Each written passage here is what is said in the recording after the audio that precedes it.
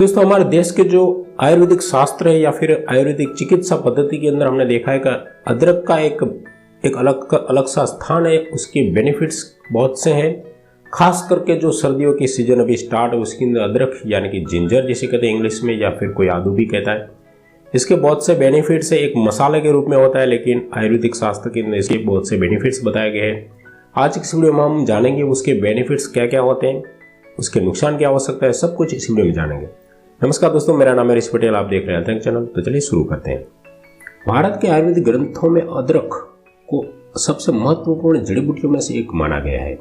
यहाँ तक कि उसे अपने आप में औषधियों का एक प्रकार का खजाना बताया जाता है।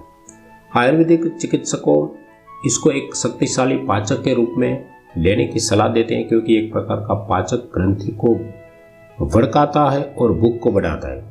आयुर्वेद में अदरक को जोड़ों के दर्द, मतली और गति के कारण होने वाली परेशानियों के उपचार में भी इस्तेमाल किया जाता है। चलिए जानते हैं दोस्तों इसके जो बेनिफिट्स है उसके बारे में डिटेल में जानते हैं। तो सबसे पहला जो एक फायदा होता है, अदरक कैंसर कोशिकाओं नष्ट करने में सक्षम है। आधुनिक शोधों में अदरक को विभिन्न प्रकार के कैंसर में एक लाभकारी औषध के रूप में देखा जा रहा है और इनसे कुछ आशाजनक नतीजे भी सामने आए हैं। मिशिगन यूनिवर्सिटी कैंसर सेंटर के एक अध्ययन में पाया गया है कि अदरक ने न सिर्फ ओवरी कैंसर की कोशिकाओं को नष्ट किया है, बल्कि उन्हें कीमोथेरेपी से प्रतिरोधक क्षमता विकसित करने से भी रोका है, जो कि ओवरी के कैंसर में एक आम समस्या होती है।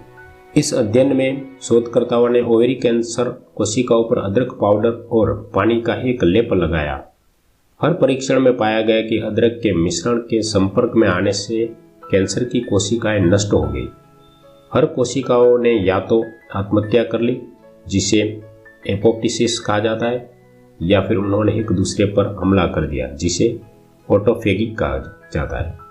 अदरक को स्तन कैंसर, प्रोस्टेट कैंसर और कोलन कैंसर के इलाज में भी बहुत लाभकारी पाया जाता है।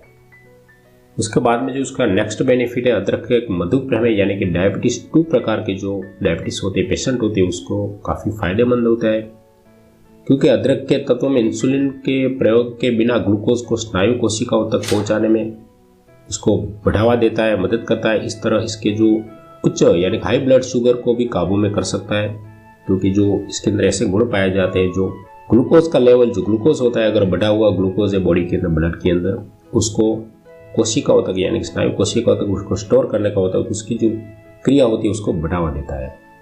इसलिए टाइप 2 प्रकार के जो डायबिटीज़ के पेशेंट है उसके लिए भी ये काफ़ी फायदेमंद है। उसके बाद में जो हार्ट पेशेंट है उसके लिए भी काफ़ी फायदेमंद है। चीनी चिकित्सक की अगर बात करें तो इसके अंदर उपचार में एक प्रकार का इसको हृदय को मजबूत बनाता है, साथ में हृदय रोगों से बचाव और उसके उपचार में भी अक्सर अदरक के तेल का प्रयोग किया जाता है, आज भी चाइना के अंदर। और उसके अध्ययन से ऐसा देखा गया कि इस जड़ी बूटी के तत्व कोलेस्ट्रॉल को कम करने में, ब्लड प्रेशर को नियंत्रण करने में, रक्त प्रवाह में सुधार लाने और अवरुद्धित आर्टियां जो होती है तथा रक्त के थक्कों में बचाव करने का काम करते हैं। यानी कि ब्लड जो जम जाता है उसको भी एक प्रकार उसको पतला रखता है ब्लड को, ताकि कोलेस्ट्रॉल बढ़े नहीं और जो हार्ट अटैक की प्रॉब्लम ना हो, इस प्रकार की कोई भी हार्ट अटैक या फिर स्ट्रोक का जोखिम भी कम कर सकता है इस प्रकार से। नेक्स्ट बेनिफिट है, खास करके डाइजेस्टिव एजेंट तरीके ये काम करता है। अदरक को हजारों सालों से प्राचीन सभ्यताओं द्वारा एक पाचक के रूप में इस्तेमाल किया जाता है।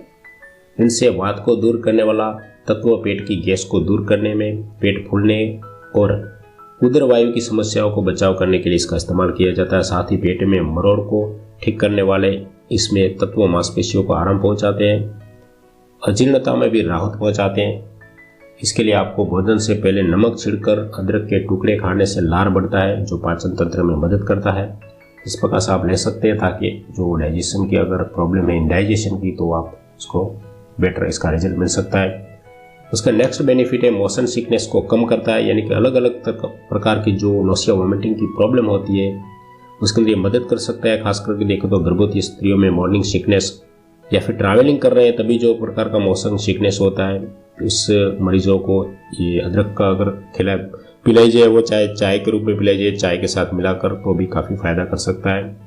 कीमोथेरेपी के दौरान वमन रोकने वाली दवाइयों जिन्हें जाने के बावजूद भी 70% मरीजों को मितली की परेशानी होती है, जो कीमोथेरेपी पेशेंट होते हैं उसको, तो उसको भी ठीक करने के लिए अदरक काफ़ी फ़ायदेमंद होती है उसके लिए भी।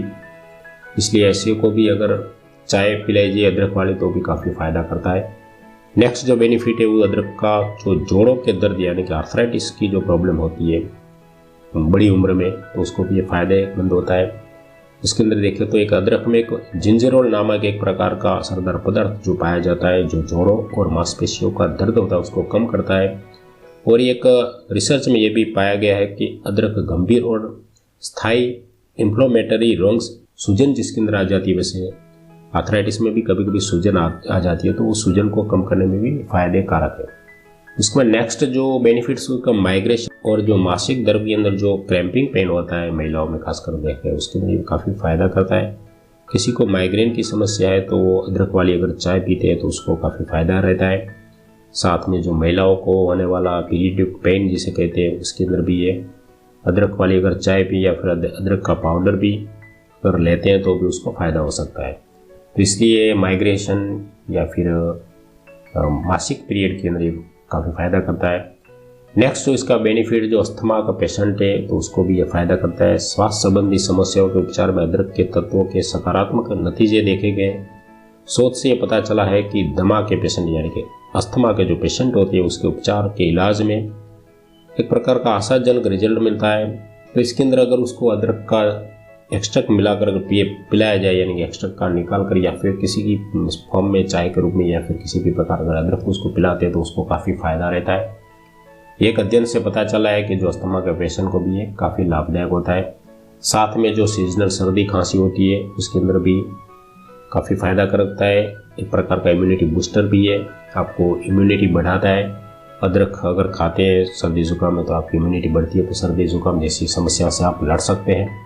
इसके अंदर एक प्रकार का शक्तिशाली एंटीऑक्सीडेंट पाया जाता है, जो एंटीऑक्सीडेंट बहुत ही महत्वपूर्ण है, जिसके काम होते हैं जो फ्री रेडिकल्स बॉडी के अंदर उसको दूर करते हैं।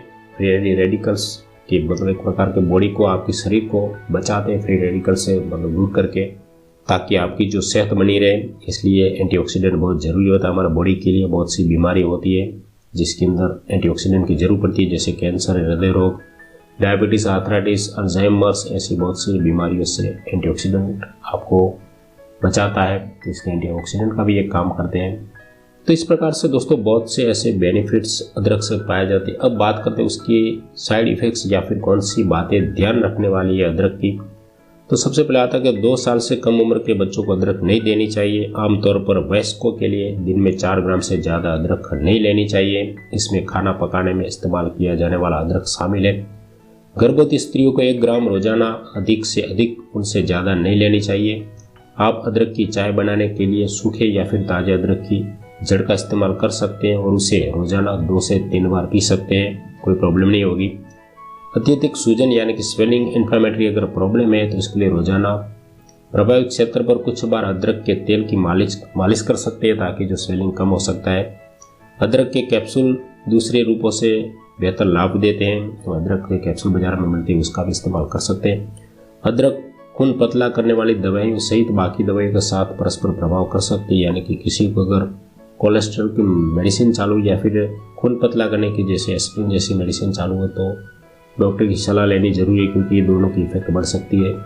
किसी विशेष समस्या के लिए अदरक की खुराक की जानकारी और संभावित दुष्प्रभाव के लिए हमेशा डॉक्टर का संपर्क करना चाहिए, जो आपका फैमिली डॉक्टर, उनसे एक बार बात जरूर कर देनी चाहिए अगर कोई आपकी ऐसी स्पेशल मेडिसिन अगर कायमी तौर पर अगर आप लेते हैं तो ठीक है दोस्तों। इस प्रकार से अदरक के बेनिफिट्स है बहुत सारे मैंने आपको बताया, साथ में कौन सी सावधानियां रखनी है, क्या साइड इफेक्ट्स हो सकती है, सब कुछ आपको इसी वीडियो में बात की है।